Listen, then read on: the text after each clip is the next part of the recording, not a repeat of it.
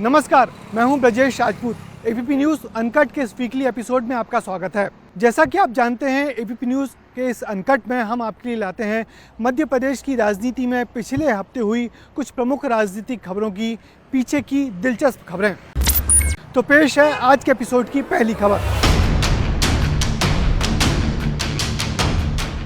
उनके पास क्या है? हमारे पास तो नरेंद्र मोदी। तो क्या आप जानते हैं कि मध्य प्रदेश की राजनीति के धुरंधर धनुधर कौन है और जिनको किसी भी राज्य की हार जीत से कोई फर्क ही नहीं पड़ता?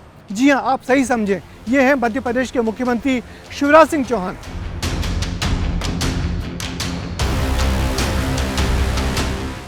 जी हां, शिवराज सिंह ने पिछले दिनों भोपाल में हुई बीजेपी प्रदेश कार्य समिति की बैठक में ये कहकर सबको चौंका दिया कि ये कर्नाटक क्या है, किसी राज्य की जीत हार से हमें ऐसा नहीं होगा। मेरे तर्कस में अभी बहुत सारे तीर बाकी हैं। सच है, इस चुनावी साल में पहले लाडली बहना योजना, फिर युवा प्रशिक्षण रोजगार योजना के बाद मामा शिवराज अब क्या करने वाले हैं, उनके तर्कस में क्या तीर है, इस बारे में सबकी नज़र है।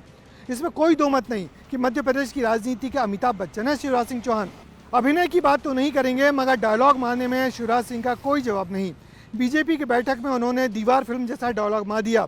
उन्होंने कहा, उन कांग्रेसियों से पूछो उनके पास क्या है, हमारे पास नरेंद्र मोदी है।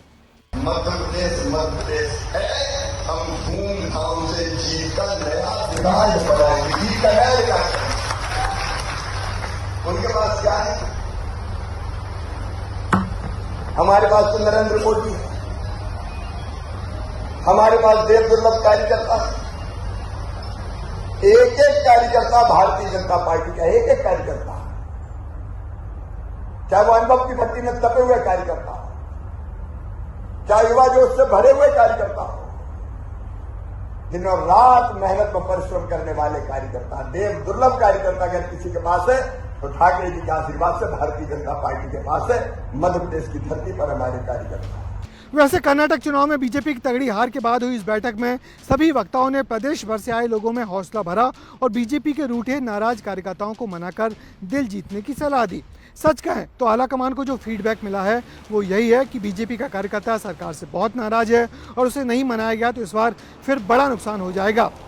इसलिए शिवराज सिंह ने बैठक के बाद सारे कार्यकर्ताओं से कहा कि उनके घर आकर मिलो और फोटो खिंचवाओ। शिवराज की कार्यकर्ताओं को मनाने की सदा पर हम यही कहेंगे कि देख रहा है विनोद, बीजेपी के लोग कैसे अपने देव दुर्लभ कार्यकर्ताओं को मनाने के लिए क्या क्या जतन कर रहे हैं।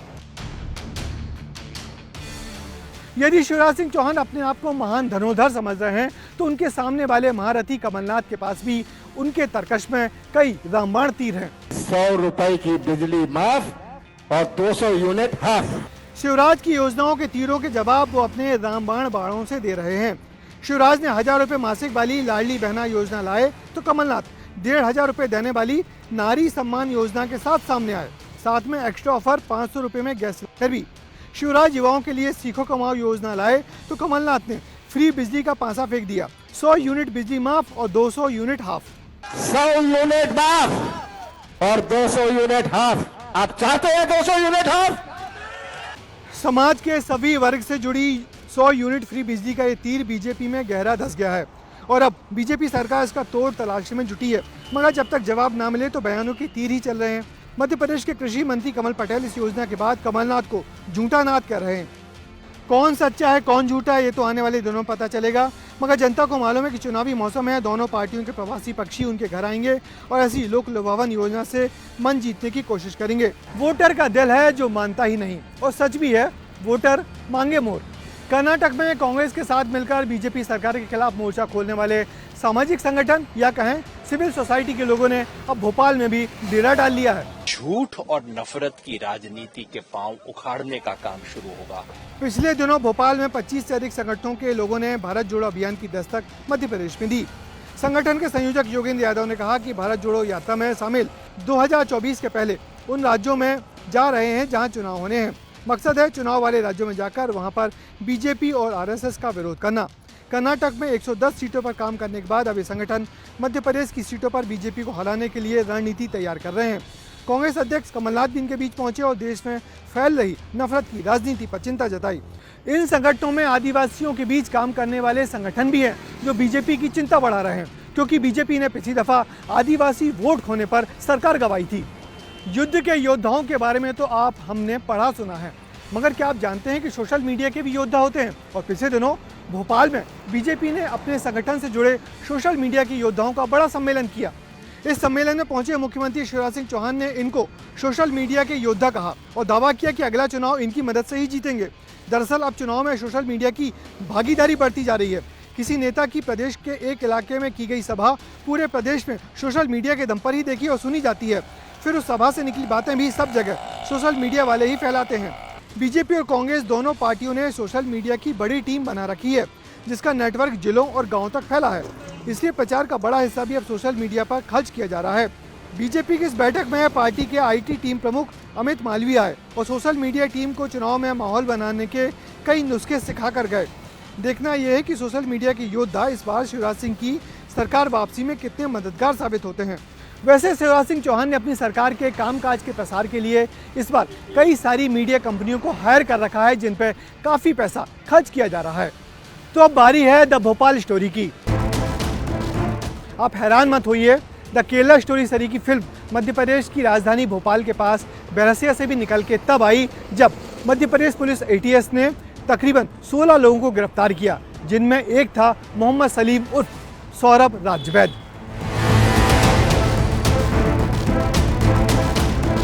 सलीम बैरसिया के रहने वाले डॉक्टर अशोक राजवैद का बेटा है, मगर 2010 में धर्म बदलकर सलीम बन बैठा और अपनी पत्नी 2 बच्चों के साथ हैदराबाद में रहने लगा।